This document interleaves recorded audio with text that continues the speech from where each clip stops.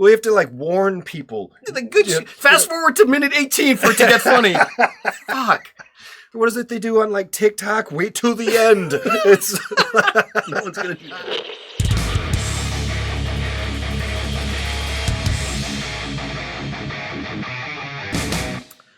A lady is going through her closet. She's putting away, she's picking clothes that she's going to donate to a local charity group. But she's puttering around. She's making a mess. Saying, do I ever wear this one? It's a pain in the ass. And the husband's getting frustrated. And he says, Margaret, come on. What are you doing in there? She says, I'm collecting these clothes for charity. He says, just throw them in the trash. It's like, no, I'm not going to throw them in the trash. There's a lot of low-wage, hungry people that could use these clothes. And he says, Margaret, if they fit into your size clothes, they're not fucking hungry. Oh, my goodness. Did that feel inappropriate to you? Well, then let's talk about Blue Beetle, shall we? Welcome to the Two Gamer Dude. Okay, oh my god, I'm high on marijuana, and we're doing a Mexican-themed movie. That's fine, because I've had a couple shots of the tequila, so... We ain't never getting monetized. Blue Not for this. Beetle. Wow, you've really reached the bottom of the barrel, haven't you? I mean, you are scraping the gunk off the bottom of the barrel, and you're like, ooh, hey, look! Blue Beetle. We can make a movie off of this guy. Here's the problem. This was announced and had already gone into production before DC said we're scrapping everything and revamping the entire DC universe. This was already, they had already started spending money on this. Right. So they couldn't back out. So they're stuck with it, and they're like, all right, we got to make this movie. Even though we've already announced that it's going to be wiped obsolete and not count towards the canon. All right, so it had its That's fine. moments. But I don't think that bothered me that much because we've had plenty of like Batman movies and stuff that aren't a part of the DCU or whatever. Okay, yeah. So I just kind of went into this going, okay, it's a standalone, it's its own thing. It doesn't tie into other stuff. It's just his own superhero film. And I could judge it just off of that. As could I. And on just in that respect, I didn't hate it. I didn't even dislike it. I just found myself mostly bored. I was very bored. I would say behind Adam Black, it's the second most formulaic super movie I've ever seen. Adam Black is by far the most formula. Yes. This is a close second. Yes. Even though it's just a Mexican Iron Man suit. It is... How do I describe this best? You know how you watch a movie and you're like, wow, nothing happens in this movie? Nothing happens in this movie, and I don't care about any of these people. The most interesting thing in this whole film is the Mexican family.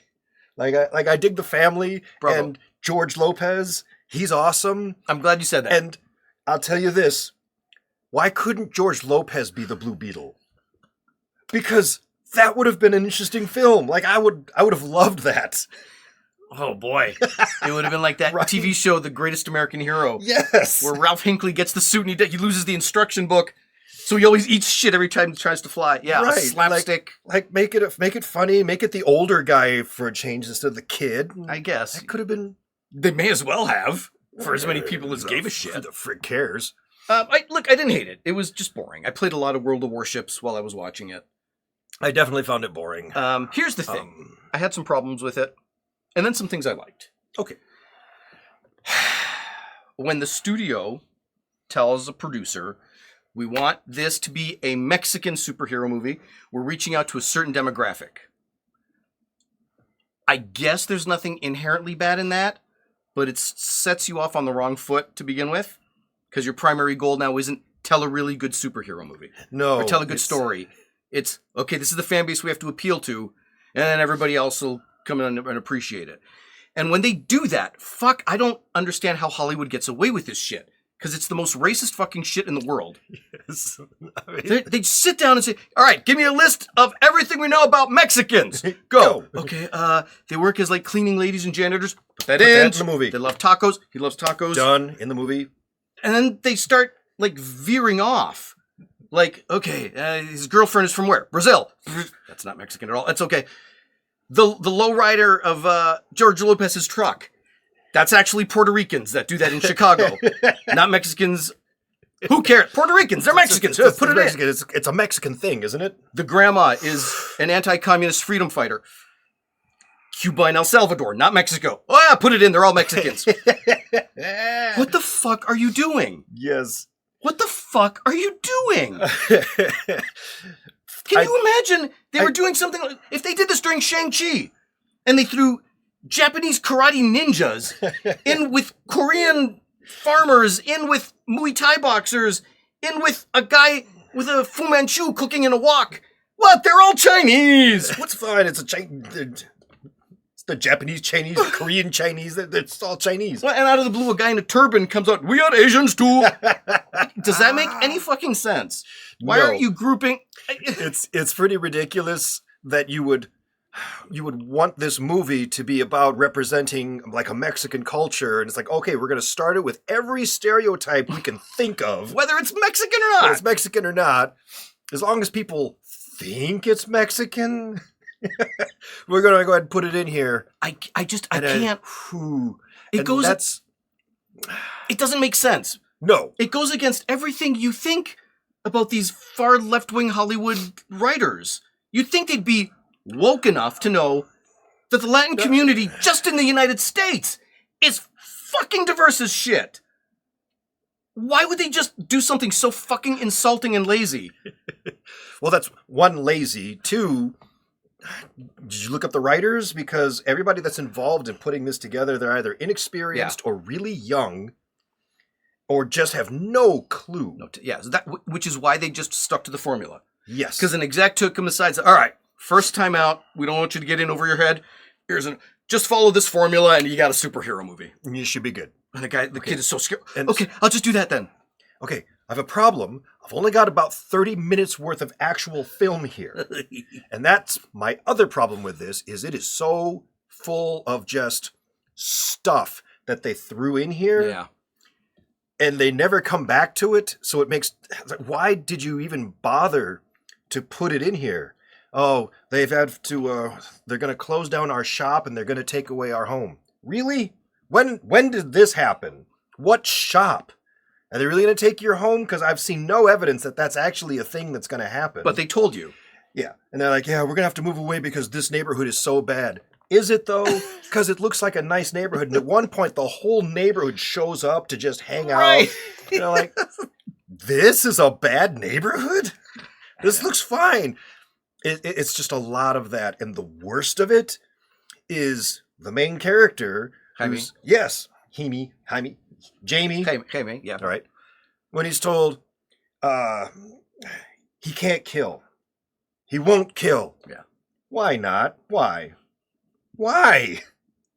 Because never explained. He's got a moral compass. Yeah. I know, they never No one else in the family does. They're straight up murdering folks at the end of this film. And he's like, no, I can't do it. I won't do it. But there's no backstory as to why. Well, what do we know about our main protagonist? He's a college graduate. Right. In something. And he's Mexican. Yes. That's your character development. Yes. I had to go back and watch because I remembered why he came home, because he had just graduated. And I was wondering if they ever mentioned what it was.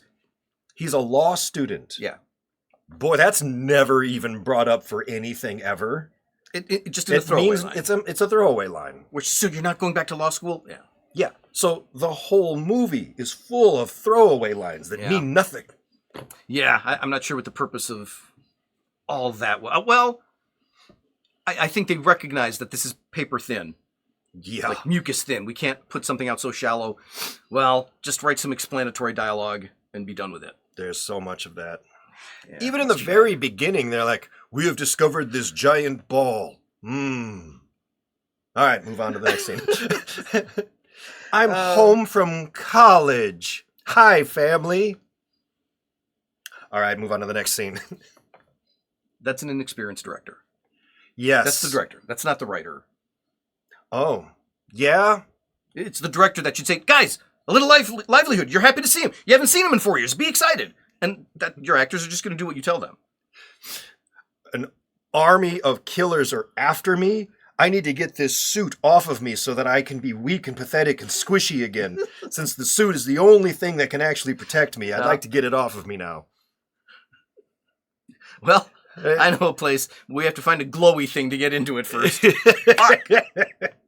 Son of a bitch. I get it. I did like George Lopez, and it was interesting because it wasn't the teenage girl that's awkward and lives in the basement who was the tech genius.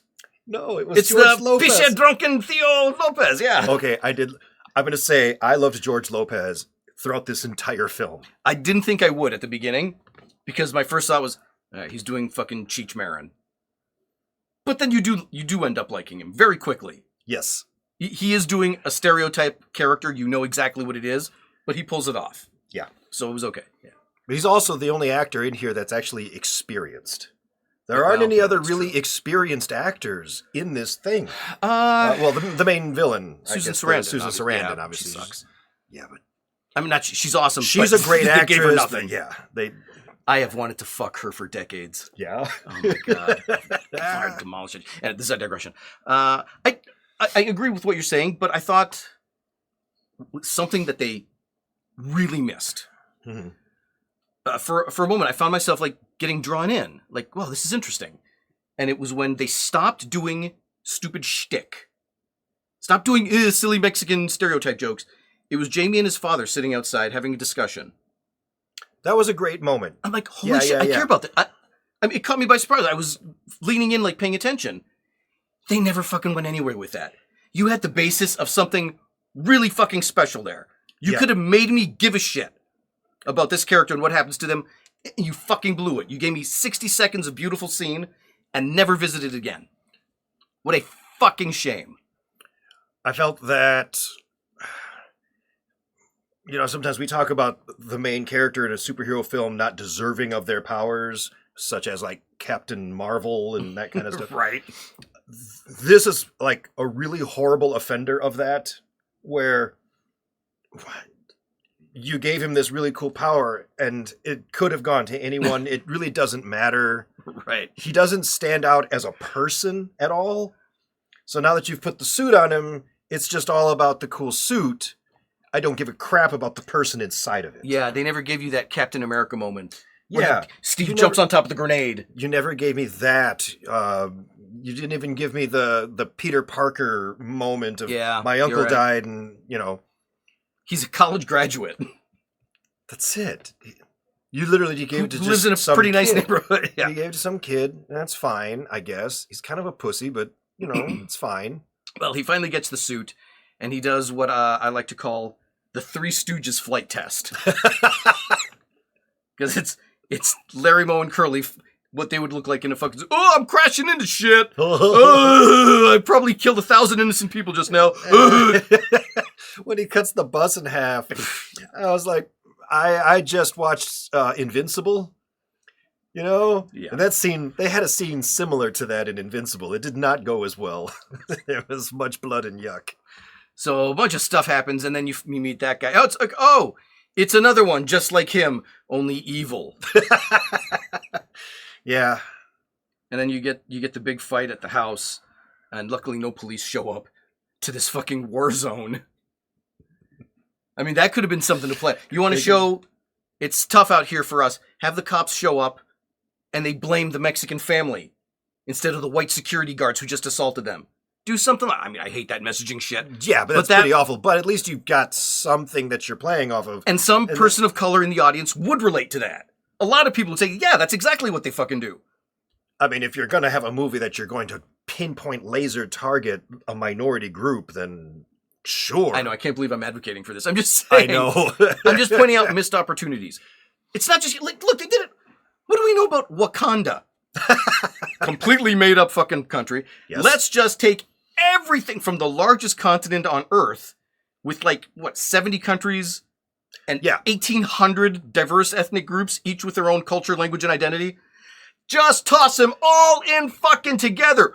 Black folks. It's fucking insulting. Yes, but no one really catches on. What are those guys that put the discs in their rings? Oh yeah, we could do that. And put them in there. The guys that are really tall, the Kalahari Bush, the Bushmen of this, that's down in South Africa, 1,000 miles away. Put them in there. Yeah, they do that too. They're all African. It's fine. It's fine. Don't they speak French? African is put it in there. Okay. And I realized the reason why no one catches on is because we are horribly uneducated. And there's so many people that wouldn't realize, wait a minute, so you're saying Africa is made up of like a lot of other places? Yes. Africa is not one homogenous group. For fuck's sake. There are thousands of different languages and cultures, all of them unique and distinct. When you just lump them all together, it's the essence of all black guys look alike. It's just this dismissive stereotyping. Who was I talking to? I have birds. I have a lot of parrots. One of them is an African gray parrot. And I was explaining to somebody. That one? I was explaining to somebody. I was like, "Hey, this is an African gray. It comes from the jungle, the rainforests in Africa." And I just got this weird blank stare, like, "What? There's a forest in Africa?" Like, have you ever heard of the fucking Congo? Yes. And they were just like, I thought it was like all desert, the whole thing. Wow. All right. Well, anyway. This is just some of the things that bother me. Yeah. They gotta go get the... Oh no. The marijuana is taking effect. All right, they realize we have to assault the castle, and they find the Beetle flyer. Oh yeah, the giant machine. The machine thing. God damn it! Stupid. The sister stops to tag it. Oh, she tags it? She tags it with spray paint. Because Mexicans love graffiti! Mexicans love vandalism! That's the message! Mexicans love vandalism! Thank you, DC. That's fantastic. That's another win. Fan-freaking-tastic. And then, what really made me mad, at the end, they finish with these clips of U.S. involvement in Central America. And, these sound clips of President Reagan talking. And anybody that knows history, that's how it ends. I don't even remember that. Yeah. Fuck you. You don't know shit about shit if you think Reagan was in the wrong. Because all of South America would be communist controlled right now if Reagan didn't do what he did to keep the people of Central America safe. Huge digression. Look it up your fucking selves. But we were not in the wrong. Anyway. Not in that moment. It was just boring because it's formulaic. It's exactly, if you've never seen it, it's exactly what you think. It's exactly what you think it is, and everything that you think happens is exactly what happens in this movie. Yeah. It's just horribly boring. Yeah, it was fine. There was nothing in it that I hated, other than the couple things that I complained about. No, and I guess that is a thing too. Is I didn't hate this. I wasn't like. I wasn't angry at this the way I was at like Thor Love and Thunder or Doctor Strange 2, where I venomously hated their choices. You got a lot of hate up in you. I do. I'm very pent up. But this... It was just boring. This was fine. It was just boring. So, and, yeah, and there's just better things I'd rather do with my time. But I'd love to... You like that? But I'd love to know what you think. So comment down below. Let us know. What did you think of this? Did you watch it? Did you love it? Did you hate it? Did you like my fat wife joke? And yeah, you might as well comment on that too. Don't forget to subscribe if it's your first time here. Click the bell. If it's your second or third time here. What are you doing? What are you doing with yourself? If you haven't subscribed, you're a fucking asshole. Fuck. I was going to say, if it's like your third or fourth time here and you made it to here, what are you doing with your life, Oh my God, oh my God, oh my God, oh my God. This is awful because... nobody's watching at this point, and this is when our best shit is going to come out. It always is. Fuck, I might have to... We have to like warn people. The good shit. Fast forward to minute 18 for it to get funny. Fuck. What is it they do on like TikTok? Wait till the end. It's no one's going to do that here. Oh, man. I just realized we were doing this Mexican movie. I'm going to start doing that. I'm going to post it right at the bottom. It's going to say, just wait, watch till the end. Two things. Right. One, my arms look fucking awesome as always. Nice. Two, we were watching this Mexican-themed film. Not once did I do a Nacho Libre! At least not till now. Nacho! No Nacho!